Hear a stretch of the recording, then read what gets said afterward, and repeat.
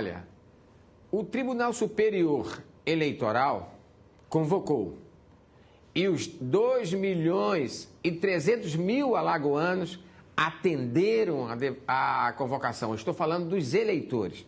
Atenderam a convocação, compareceram em peso. Nós tivemos aí 22% de abstenção, mas eles compareceram em peso. E se temia por um confronto, por ataques na hora de votar, mas nada disso aconteceu. As representações ideológicas, os eleitores com suas camisas, representando as suas simpatias, ficaram na fila, conversaram harmoniosamente. Foi uma posição silenciosa, tranquila, e a paz só foi quebrada pelas longas filas. Cerca de 103 urnas, segundo o Tribunal Regional Eleitoral, quebraram, foram rapidamente substituídas, não houve prejuízo para o resultado final das eleições. Em conversa que eu tive com o presidente do TRE, o desembargador Otávio Leão Prachedes, ele me disse que tivemos uma eleição tranquila, graças ao apoio que teve e da criação do núcleo de combate à corrupção eleitoral, que teve o apoio fundamental das forças policiais, e aí eu falo da Polícia Federal, Polícia Civil, Polícia Militar, do Ministério Público Federal, dos 90 promotores que atuaram decisivamente no dia do pleito, e há um mês o Observatório Eleitoral da OAB esteve lá atento, participando e ajudando no cumprimento da Constituição, da democracia e dessa festa, que foi uma festa. A nossa entrevistada de hoje é uma das integrantes do Observatório Eleitoral, a advogada Juliana Maciel, que acompanhou de perto e conhece como foi a movimentação. Desde já, muito obrigado por você estar aqui com a gente. É uma honra entrevistar um representante da OAB. São quase 10.000 advogados em todo o estado e com visões democráticas. Como começou esse trabalho do Observatório Eleitoral da OAB e por que ele nasceu? De início, agradecer o convite também a você, GTV+, você especialmente, Arnaldo. E agora falando um pouco mais sobre o Observatório Eleitoral. O Observatório Eleitoral foi uma iniciativa da Ordem dos Advogados do Brasil, federal, e foi indicado que cada seccional montasse o seu observatório eleitoral com representantes daquela seccional. Quer dizer que não foi uma coisa que nasceu aqui porque a gente já estava observando a compra de voto, nada disso, essa loucura aí, né? Não. Foi uma iniciativa mesmo da OAB federal, vislumbrando possíveis ataques à integridade do nosso sistema de justiça eleitoral, do nosso sistema do voto eletrônico, de como as coisas funcionam, e decidiu, enquanto a OAB é uma organização dos advogados, mas que também atua de forma a garantir a transparência para a sociedade civil, trazer o Observatório Eleitoral para justamente fazer uma ponte, né, entre os cidadãos, os eleitores e a Justiça Eleitoral, o Ministério Público Federal através das Procuradorias Regionais Eleitorais e a gente poder visualizar como realmente acontece o pleito. O nosso presidente Wagner Paz, nosso presidente da OAB, evidentemente, como é que ele, de imediato, ele abraçou a causa? Abraçou a causa de imediato e aí ele nomeou o nosso coordenador do Observatório Eleitoral. Quem é? Que é o advogado Davi Lima. Ele tem vasta experiência nesse âmbito da justiça eleitoral, inclusive já foi desembargador eleitoral no assento dos juristas, né? Então tem muito conhecimento sobre a matéria.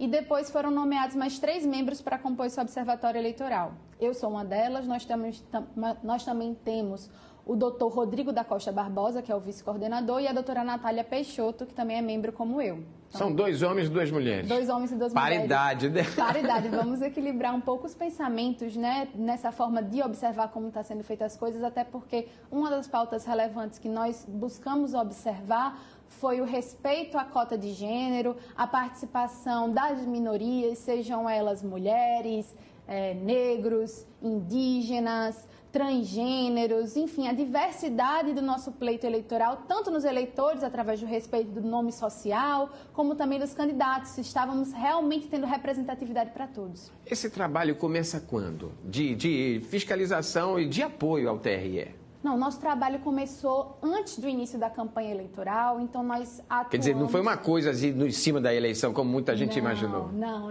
Nós já estamos atuando há um bom tempo, mais de 2 meses, mais ou menos, e nós contamos com um apoio muito grande do TRE. O presidente desembargador Otávio Leão Praxedes assinou um termo de cooperação com a OAB desde julho, garantindo não só a atuação ampla e, de certa forma, irrestrita do Observatório Eleitoral, mas de todos os advogados durante o dia do pleito. Aqueles advogados constituídos por candidatos, federações, partidos, coligações, eles tiveram a garantia de que podiam atuar amplamente. No dia da eleição, ou 48 horas, nós tivemos informações da Polícia Federal, de representantes do Ministério Público Eleitoral, do Ministério Público, da Procuradoria da República, que nós tivemos em Alagoas algumas prisões, detenções, apreensões de gente envolvida com compra de votos e da corrupção eleitoral. Nesses 2 meses, o que o Observatório identificou? Já havia tentativas de... Vocês já recebiam anteriormente tentativas de aliciamento de eleitores? Sim. Nesse período de atuação do Observatório Eleitoral, nós recebemos várias denúncias, a maior parte delas anônimas, porque foi um objetivo da gente de garantir que o cidadão, não só o eleitor, o cidadão mesmo pudesse denunciar sem medo de qualquer tipo de coação no futuro. Então, essas denúncias são feitas de forma anônima através do site da OAB Alagoas. Porque tem o Pardal que exige que você apresente uma prova. Dessas informações enviadas, o eleitor pôde encaminhar sem prova a denúncia? Recebemos denúncias sem provas, apenas com um relato, e nós repassamos essas denúncias diretamente ao Ministério Público Federal, no âmbito da Procuradoria Regional Eleitoral, que atualmente o titular é o Dr. Antônio Cadete, e encaminhamos ressaltando que a ausência de algumas provas deveria ser, de certa forma, dirimida, porque estávamos lidando com denúncias anônimas da pessoa que está com medo de ser coagida, e o Ministério Público, no seu poder de polícia, no seu poder de investigar, certamente está atuando nesse sentido para apurar as denúncias que recebemos. Nós temos aí 3 milhões, pouco mais de 3 milhões e 300 mil habitantes, dos quais 2 milhões e 300 mil são eleitores alagoanos. Neste universo, nós temos aí 1 milhão e 800 mil alagoanos inscritos no Cadastro Único, que é o cadastro que mensura de forma oficial a situação de miséria para a execução dos programas federais de transferência de renda, assistência social. Neste universo da miséria, nós temos 1 milhão e 200 mil alagoanos em situação de fome. Essas denúncias, elas tratavam de quê? As nossas denúncias majoritariamente trataram de tentativas de compra de voto, cadastro para comprar votos de eleitores, também da coação para a participação de pessoas em atos de campanha, segurando bandeiras, fazendo panfletagem por alguns candidatos, sob a promessa de empregos ou até mesmo a coação de que, se não fizesse, perderiam empregos, cargos. Pessoas com cargos comissionados? Sim. Em prefeituras e governo, ou só em prefeitura, ou cargos públicos, de um modo geral? Cargos públicos, de um modo geral. Também recebemos denúncias referentes a algumas associações do Estado. Também irregularidade na propaganda eleitoral. Recebemos denúncias de panfletos, de vídeos que estavam sendo feitos em desconformidade. Quer dizer que a tentativa de compra de votos não foi uma coisa em cima da hora, não? Já vinha acontecendo? Não, já vinha acontecendo há mais de mês. A senhora, eu escrevi a respeito disso, de que o voto que custava entre 20 a 30 reais, 50 em eleições passadas, estava sendo vendido a 100 a 200 reais, exatamente por quem está com fome, que é a única coisa de valor que ele tinha para vender. Esse tipo de denúncia chegou, assim, especificamente sobre o valor da compra do voto, sobre a tentativa de aliciamento aos eleitores, chegou à comissão? Recebemos denúncias em que os denunciantes elencavam o valor médio em que era vendido, de 100 a 150 reais. E isso envolvendo alguém com mandato, não? Envolvia. Quer dizer, isso já está com o Ministério Público e certamente com a Polícia Federal? Com certeza, já está em mãos do Ministério Público, já protocolamos as representações do Observatório Eleitoral junto à Procuradoria da República aqui em Alagoas e certamente eles estão apurando, o trabalho deles está sendo bem diligente. A senhora, dá para se notar, a senhora, desculpe a observação, né, mas a senhora é uma advogada jovem. A senhora já votou de alguma forma, ou já ouviu falar do voto impresso? Eu, efetivamente, não votei em eleições gerais e em eleições municipais em voto impresso. Eu sou contemporânea das urnas eletrônicas.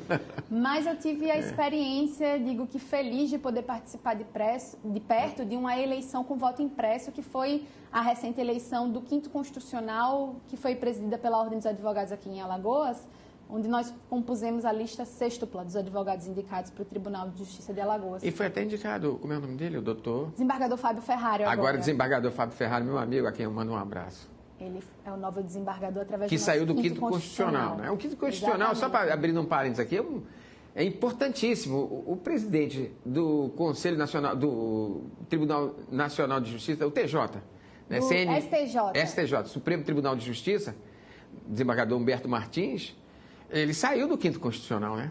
Daqui de Alagoas, né? É uma representatividade dupla. Sim, pra gente. E aí a senhora explicava que participou do voto impresso, viu o voto impresso como é. Isso, e mais de perto ainda, porque eu fiz parte da Comissão Especial Eleitoral do 5º Constitucional, junto com mais 4 colegas. Nós acompanhamos todo o processo prévio dos registros dos candidatos ao 5º, como também da apuração. Eu estava lá na mesa apuradora, junto com esses outros 4 colegas advogados. Então, a gente percebeu que, apesar da nossa eleição ter ocorrido com toda a lisura, nós transmitimos ela online 100%, com câmeras filmando os votos sendo abertos, cantando os votos em microfone. Tudo isso pôde ser apreciado por todos os advogados, não só os candidatos. Foi transmitido durante toda a madrugada, até as 2 horas do dia seguinte, que durou a nossa apuração. Mas dá para perceber que, num universo reduzido, ela pode funcionar, como foi o nosso universo de cerca de 3 mil eleitores. Sobre isso até que eu quero lhe perguntar. Entre o voto impresso, pelo que a senhora observou, quer dizer que é uma apuração demorada, né? Começa às 7 horas e acaba no outro dia, né? Qual é o mais fácil de fraudar? O voto impresso ou o voto eletrônico na urna? O voto impresso, e nem só fraude eu falo, Arnaldo, mas também de ter a falibilidade humana, porque justamente nesse caso do 5º, nós tínhamos uma média de 3 mil eleitores, ou seja, poucas cédulas, e o voto não era obrigatório, era facultativo, e mesmo assim tivemos essa adesão. Mesmo quem estivesse em atraso com a mensalidade lá do... Não, só podiam votar os adimplentes. Sim. E nós começamos a nossa apuração por volta das 18 horas e 30 minutos de uma sexta-feira, e nós só encerramos às 14 horas do sábado. E não pode ter interrupções, né? Nós não podemos substituir os membros da mesa apuradora, nós não podemos parar e sair para um lanchinho, temos que ficar do lado daquelas urnas de lona que estavam guardando os votos o tempo todo para garantir que não teve nenhum tipo de fraude. Então, o cansaço humano, ele é real. Depois de um dia inteiro de eleição, você acompanhando... Então, não seria nenhum exagero errar, né, na contagem. Não, então, justamente, não é só a fraude, tem também a falibilidade de nós humanos, depois de longas horas de eleição, mais longas horas de apuração, poder errar uma contagem. O que, graças a Deus, não aconteceu. A gente estava sempre com 2 membros fazendo a contagem, e também os fiscais dos candidatos estavam o tempo todo fazendo essa contagem, era sempre conferido e sempre bateu. O que seria difícil para 2 milhões e 300 mil eleitores. Justamente esse ponto. E 2 milhões e 300 é o universo que temos aqui em Alagoas, que é um dos menores estados da federação. A gente teve agora o primeiro turno das eleições gerais, que abrange nacionalmente. Se a gente fosse fazer isso no universo de todo o país, seria humanamente impossível. A gente estaria até daqui a um mês ainda contando e não teria nem Nós vimos definição isso recentemente nos Estados Unidos, né? Exatamente. Esse é um ponto que deve ser apontado para os eleitores que, de certa forma, preferiam o voto impresso, que não teria a celeridade que nós temos no nosso pleito eleitoral. Tem cabimento ainda continuar com esse voto impresso? Não, não tem cabimento, porque até um dos pontos que é trazido pelas pessoas que defendem ele seria a impossibilidade de auditar as urnas eletrônicas, o que não é verdade. A senhora acompanhou esse processo como no observatório, fala a senhora, mas na verdade o observatório eleitoral da OAB acompanhou esse processo de investigação da confiabilidade da urna eletrônica aqui em Alagoas? Nós acompanhamos de perto e eu particularmente... Que é auditagem, né? Isso, eu particularmente posso dizer que estava presente em todas as etapas. A gente começou acompanhando a geração das mídias, que, para facilitar o entendimento de quem está em casa nos assistindo, essas mídias seriam como se fosse um pendrive que a gente insere no computador. Ressaltando, a nossa urna eletrônica não é um computador, ela não tem acesso à internet e nada disso. Ela só é ligada na eletricidade. Isso. E aí nós temos lá essa mídia que é gerada. O que acontece? Os servidores do Tribunal Regional aqui, de Alagoas, eleitoral, eles pegaram dados que vieram de um sistema oficial do TSE. Apenas um servidor recebeu uma senha secreta que ele foi digitando nos computadores e a todo momento eles eram muito transparentes, dizendo pode sentar, pode filmar a tela, pode filmar tudo que está acontecendo aqui para dizer à sociedade como realmente Além do acontece. observatório, no caso, a senhora acompanhou, tinha mais pessoas acompanhando essa transparência? Entidades fiscalizadoras como o Ministério Público, como o Tribunal de Contas da União, em alguns momentos tivemos a presença do Exército Brasileiro, estavam todos presentes para garantir, além da imprensa, né, representada por vários veículos de mídia que estavam lá. Então a senhora acompanhou esse processo, foi totalmente transparente, de colocação das mídias. Isso, a gente colocou nessas mídias as informações... Quando lacra, a senhora também estava presente? Também estava presente. Nessas mídias a gente coloca as informações tanto dos eleitores, ou seja, o seu dado na sua sessão vai estar lá, seu nome completo, CPF, enfim, como do candidato, a foto dele, o partido, a coligação, o vice, o cargo a que está concorrendo. Depois disso, nós tivemos a inserção das mídias e o lacre das urnas, que foi outro momento que eu também estive presente, que a gente via cada urna sendo aberta, sendo inseridas as mídias, conferia se tinham sido inseridas da forma correta e depois eram colocados lacres nos locais onde essas mídias estavam presentes e onde nós poderíamos abrir a parte interna da urna. Esses lacres estavam assinados pelos juízes das zonas eleitorais, a que a urna correspondia, o representante do Ministério Público e um representante do Tribunal Regional Eleitoral de Alagoas. E se você tentasse, digamos que, arrombar a urna eletrônica, o lacre seria rompido. Então, você veria que aquela urna teria sido violada. E nesse mesmo dia nós tivemos a primeira auditoria das urnas, que depois de inserir essas mídias, os servidores do Tribunal Regional Eleitoral, da parte de TI, junto com representantes de cada zona eleitoral, dos cartórios eleitorais, e também o Ministério Público estava presente, nós do Observatório Eleitoral estávamos presentes e a mídia amplamente cobriu essa primeira etapa da auditoria. Nós vimos que as mídias tinham sido inseridas corretamente, não só as mídias que eles chamam dinâmicas, que é os dados dos eleitores e dos candidatos, que variam, como as mídias estáticas, que seriam os softwares homologados pelo Tribunal Superior Eleitoral, cujos dados, como se fosse uma digital desses softwares. Nesse meandro não há condição de um hacker entrar? Não há condição. E é justamente que a gente comprova que nenhum hacker entrou para adulterar, porque esses softwares ele tem como se fosse uma digital, uma identificação única deles que eles chamam de hashes. Esses hashes já foram previamente disponibilizados pelo TSE através do Diário Oficial e está lá no site deles. E aí é emitido esse teste de autenticidade para dizer que aquele software da urna, o que possibilita a gente votar, ele é autêntico com o que o TSE desenvolveu, ele é o oficial. Então, todas as urnas passam por isso. Previamente, a gente observou essa auditoria e no dia da eleição nós também tivemos essa auditoria paralela. 3 urnas aqui no estado de Alagoas que passaram por esse teste de autenticidade para verificar os softwares. Algum problema? Nenhum problema. O Observatório Eleitoral acompanhou através de membros das subseções daqui da OAB, que foram nomeados para acompanhar no interior, acompanhou lá em Jundiá.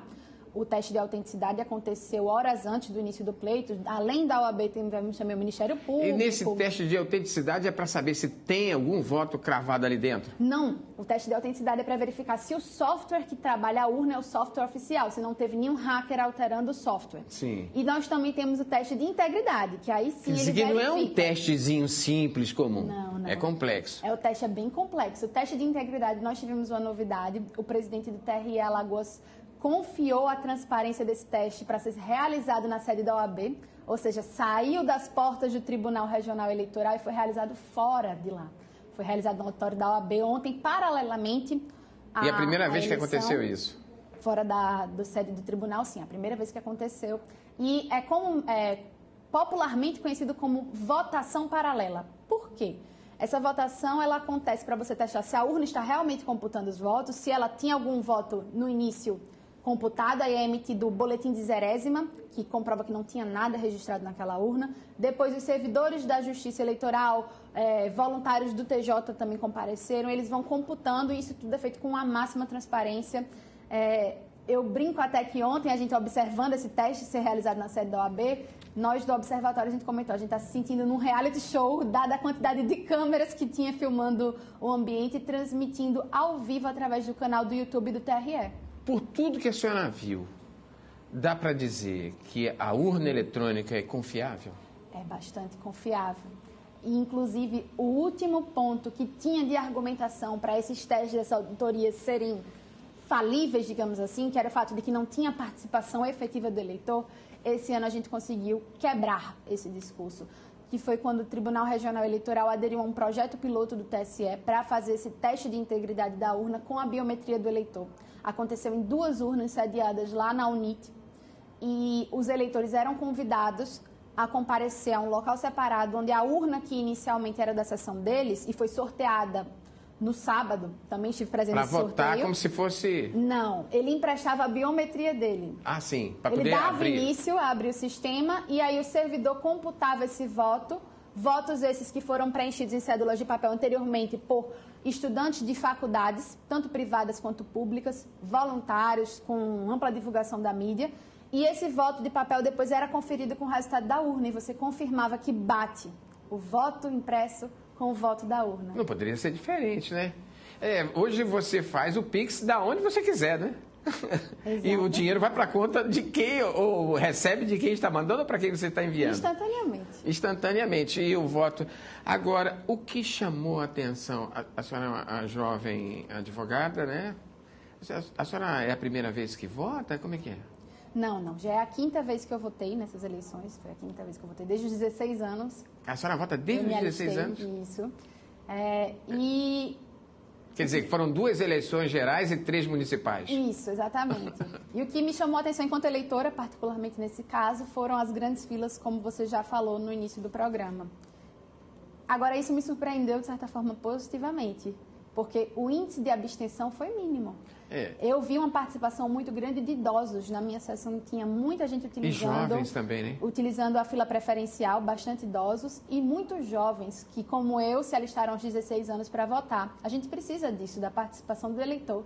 Não adianta a gente estar só sentado em casa reclamando do governo, de quem está lá nos representando, se a gente não for efetivamente tentar mudar aquilo ou manter o que está bom, enfim. A senhora faz parte de uma comissão com 4 pessoas. Quanto a senhora ganhou para fazer parte desse observatório? A senhora recebeu a remuneração? Como foi essa remuneração? É até curioso, Arnaldo, porque essa pergunta me é feita corriqueiramente. Não recebi nada. O nosso trabalho é 100% voluntário. Quer dizer, a senhora, nenhum membro do observatório eleitoral recebeu nenhum tostão? Nenhum tostão. A senhora também deve ter tomado conhecimento, como foi publicado pelos jornais, o presidente do TRE confirmou, que 48 horas algumas pessoas foram presas com malas de dinheiro, outras estão sendo investigadas por, vamos dizer, por envolvimento intelectual na compra de votos. O que mais a senhora observou nessas últimas 48 horas do pleito que chamou a atenção? Além das compras de votos, nós tivemos algumas distribuições de santinhos de material impresso que foi... Previamente, à primeira olhada, a gente entende como sendo irregular.